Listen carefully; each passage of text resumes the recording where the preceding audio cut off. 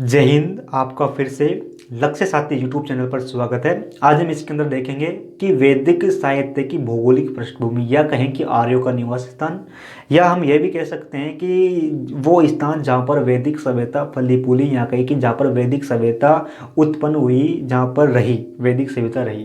तो इसके अंदर हमारा जो प्राचीन भारत के इतिहास की जो सीरीज थी, ये सीरीज नंबर 25 है, और ये हमारा जो वैदिक काल है, वैदिक काल पार्ट नंबर 4 है। इससे पहले हमने 3 पार्ट कर लिए हैं, वो अलग टॉपिकों पर थे।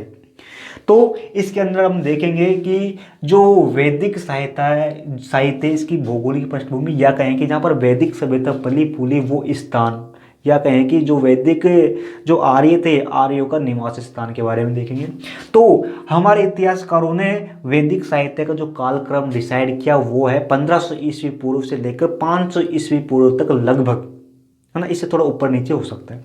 तो अब हमारे इतिहासकारों ने जो वैदिक सभ्यता थी, इसके अंदर कुछ परिवर्तन आए, प्रमुख परिवर्तन आए। उन परिवर्तनों के आधार पर हमारे इतिहासकारों ने जो वैदिक सभ्यता थी, इस वैदिक सभ्यता को समझने के लिए वैदिक काल को 2 भागों में बांटा। वैदिक काल को 2 भागों में बांटा। वो वैदिक काल है, एक तो पूर्व वैदिक काल, फिर पूर्व वैदिक काल जैसे जाता है फिर आता है उत्तर वैदिक काल, है ना। पूर्व वैदिक काल प्राचीन है ना। फिर जैसे पूर्व वैदिक काल जाता है फिर आता है उत्तर वैदिक काल।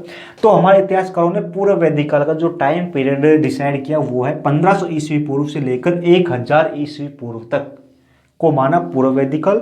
जैसे पूर्व वैदिक काल जाता है फिर आरंभ हो जाता है उत्तर वैदिक काल, जिसका टाइम पीरियड है 1000 ईस्वी पूर्व से लेकर 500 ईस्वी पूर्व तक, है ना। अब इसके अंदर कुछ परिवर्तन आए, है ना। इन परिवर्तनों के आधार पर हम देख सकते हैं कि जो वैदिक सभ्यता थी उनकी क्या भौगोलिक पृष्ठभूमि रही, यानी कि कहाँ से कहाँ तक वो आ गए। तो हम देखते हैं कि ऋग्वेद के अंदर हमको जानकारी मिलती है, जो कि पूर्व वैदिक काल में लिखा गया था। ऋग्वेद में हमारे इतिहासकार जैसे उसका अध्ययन करते हैं तो उससे हमको जानकारी मिलती है कि आर्यों के जो निवास स्थान था, जो आर्यों का निवास स्थान था, जहाँ पर आर्य रहते थे। अब वेदों की रचना करने वाले आर्य तो थे, है ना। तो हम जैसे आर्यों की बात करते हैं तो आप समझ जाना कि हम कर रहे हैं जो वैदिक जो सभ्यता थी उनके लोगों की, है ना। तो ये जो हमको ऋग्वेद है, जो प्रमुख वेद है प्राचीन, सबसे प्राचीन, तो ऋग्वेद में हमको जानकारी मिलती है कि भाई जो आर्य थे इन आर्यों का जो निवास स्थान था, जो आर्य थे आर्यों का निवास स्थान था, वो निवास स्थान है ना, वो सप्त सिंधु था। सप्त सिंधु स्थान पर आर्य रहते थे। सप्त सिंधु स्थान पर आर्य लोग रहते थे, है ना। अब ये सप्त सिंधु था ना, सप्त सिंधु, इस सप्त सिंधु एक स्थान था। वो स्थान आज के समय में जैसे कि पंजाब है, पंजाब है। अब पंजाब है, अब इस पंजाब 2 भागों में बटा हुआ है। पंजाब एक तो भाग पाकिस्तान में और एक भाग भारत में, है ना। अब जो ये पंजाब है, इस पंजाब के 2 भाग हो जाते हैं। तो एक भाग चला जाता है हमारे पाकिस्तान में, है ना, और एक भाग हमारा रह जाता है भारत में। तो हम बात कर रहे हैं जो ये वाला पंजाब है, इस पंजाब के अंदर भारत का पंजाब भी आ जाता है और पाकिस्तान का पंजाब भी आ जाता है ना। जब जो ये सभ्यता थी वैदिक सभ्यता, तो इस वैदिक सभ्यता में जो सप्त सिंधु शब्द का प्रयोग किया गया हमारे ऋग्वेद में, और फिर कहा गया कि भाई सप्त सिंधु जो स्थान है, इस स्थान पर आर्य लोग रहते थे। तो ये सप्त सिंधु हम बात कर रहे हैं, जो ये पंजाब है। अब पंजाब भारत का पंजाब भी है, इसके अंदर पाकिस्तान का पंजाब भी शामिल है। तो यहाँ पर आर्य लोग रहा करते थे, ऐसी हमको जानकारी ऋग्वेद में मिलती है। फिर इसके बाद में बात करें कि जैसे हमारे इतिहासकारों अध्ययन किया, तो ये जो पंजाब है, इस पंजाब का आसपास का इलाका भी जो इस सप्त सिंधु के क्षेत्र में आता था, है ना। अब आर्य है ना, ये आर्य लोग थे। इनकी एक प्रमुख नदी हुआ करती थी आर्यों की, हमको इसकी जानकारी मिलती है ऋग्वेद में। आर्यों की एक नदी हुआ करती थी जिसको जाना जाता था सरस्वती नदी के नाम से। अब ये सरस्वती नदी है ना, जो कि भारत का एक राज्य है हिमाचल प्रदेश, फिर यहाँ से आ जाती थी हरियाणा में, है ना। फिर आती है पंजाब में, पंजाब में आकर ये आ जाती थी राजस्थान में बहती थी, राजस्थान में बहकर कुछ भाग चला जाता था पाकिस्तान में। तो ये सरस्वती नदी है ना, सरस्वती नदी, इस सरस्वती नदी का जो कि आर्य थे, जो आर्य लोग थे या कहें कि जो वैदिक सभ्यता के लोग थे, इनके जीवन में बहुत ही बड़ा योगदान था। कहने का मतलब है कि जो वैदिक सभ्यता के जो लोग थे वो सरस्वती नदी का बड़ा महत्व समझते थे, या कहें कि वो सरस्वती नदी के किनारे पर रहा करते थे, है ना। इसलिए सरस्वती नदी का जो आर्य थे इनके जीवन में बड़ा योगदान था, है ना। और हमने बताया कि सरस्वती नदी राजस्थान, पंजाब, हरियाणा और हमारे कुछ भाग हिमाचल प्रदेश में भी आता था, है ना। साथ ही जो एक सरस्वती नदी थी, ये सरस्वती नदी की एक सहायक नदी हुआ करती थी जिसका नाम था दसदती, है ना। दसदती जो कि राजस्थान के जो मरुस्थलीय जो भूभाग है यहाँ पर बहती थी, प्रवाहित होती थी राजस्थान के अंदर। तो इससे ये देखने को मिला कि भाई जो आर्य लोग थे, ये आर्य लोग जो कि पंजाब के आसपास के इलाके, पंजाब में और पंजाब के आसपास के इलाके में रहा करते थे, है ना।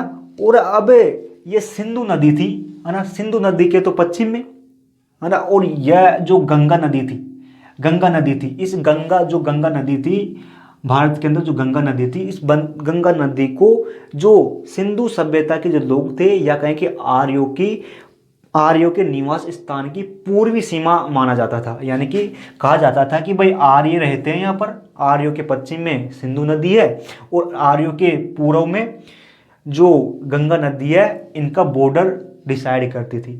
ये तो हम बात कर रहे हैं पूर्व वैदिक काल की, पूर्व वैदिक काल की बात कर रहे हैं। अब जैसे ही पूर्व वैदिक काल के अंदर, तो ये पूर्व वैदिक काल के अंदर जो ये लोग हैं वैदिक सभ्यता के, ये रहते हैं जो पंजाब है, भारत और पाकिस्तान उसके आसपास के इलाके में रहा करते थे, है ना। और ये पूर्व वैदिक काल 1500 ईस्वी पूर्व से लेकर 1000 ईस्वी पूर्व तक की हम बात कर रहे हैं। लेकिन जैसे ही 1000 ईस्वी पूर्व आता है, तो जो ये पूर्व आता है, तो ये वैदिक सभ्यता के लोग थे जो कि पंजाब में रहा करते थे या कहें कि पंजाब के आसपास के इलाके में रहा करते थे। तो यहीं से ये आर्य लोग पूर्वी प्रदेश की ओर आने लग गए। यानी कहने का मतलब हमारा ये है कि आर्य लोग इस पंजाब में रहते थे, है ना, जो लगभग रहे 1500 ईस्वी पूर्व से लेकर 1000 ईस्वी पूर्व तक। लेकिन जैसे ही 1000 ईस्वी पूर्व आती है, तो ये पंजाब जो ये आर्य लोग हैं, ये आर्य लोग इस इलाके से पूर्व की ओर आने लग जाते हैं। किसकी ओर? पूर्व की ओर आने लग जाते हैं।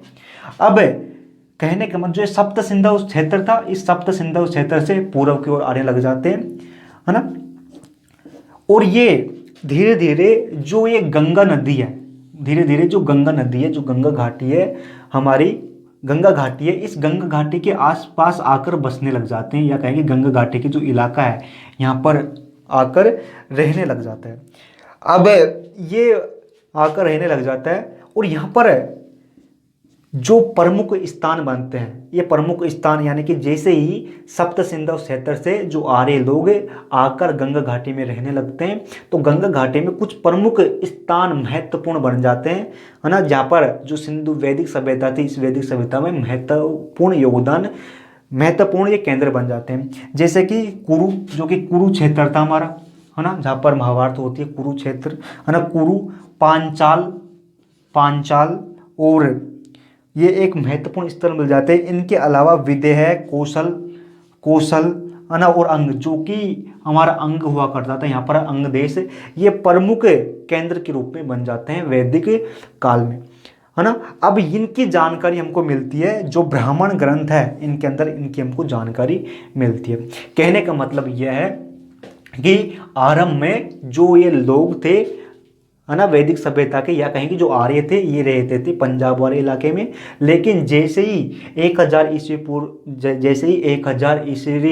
पूर्व का समय आता है, तो ये इस क्षेत्र से यहाँ पर पूर्वी इलाके में आने लग जाते हैं। अब पूर्वी इलाके पे जो गंगा घाटी पर है, यहाँ पर आकर बसने लग जाते हैं, यहाँ पर आकर बस जाते हैं धीरे धीरे। अब जैसे ही हमारे इतिहासकारों ने अधिक खोजें की तो इससे ये पता चलता है कि जो ये आर्य थे, आर्य लोग थे, या कहीं जो वैदिक सभ्यता के जो लोग थे, ये केवल उत्तर तक ही सीमित रहते थे, है ना। और ये जो यानी कि जो ये मध्य प्रदेश है, इस मध्य प्रदेश के दक्षिणी इलाके में नहीं गए। यानी कि केवल हम कह सकते हैं कि वैदिक जो काल था, या कहें कि जो वैदिक साहित्य है, या कहें कि जो वैदिक सभ्यता थी, इसका संबंध केवल उत्तरी भारत से है, केवल उत्तरी पश्चिमी भारत से हैं, केवल उत्तरी भारत से हैं।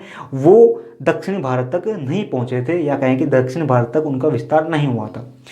अब जब मान लीजिए कि यहाँ पर तो वैदिक सभ्यता के लोग रहते थे, या कहें कि आर्य रहते थे, है ना, लेकिन उसी समय दक्षिण के अंदर भी लोग हुआ करते थे। तो जो दक्षिण था, दक्षिण के अंदर आंध्र, सबर, पुलिंद, ये जो जातियाँ थी, इन जातियों की सत्ता हमारे जो दक्षिण भारत में हुआ करती थी।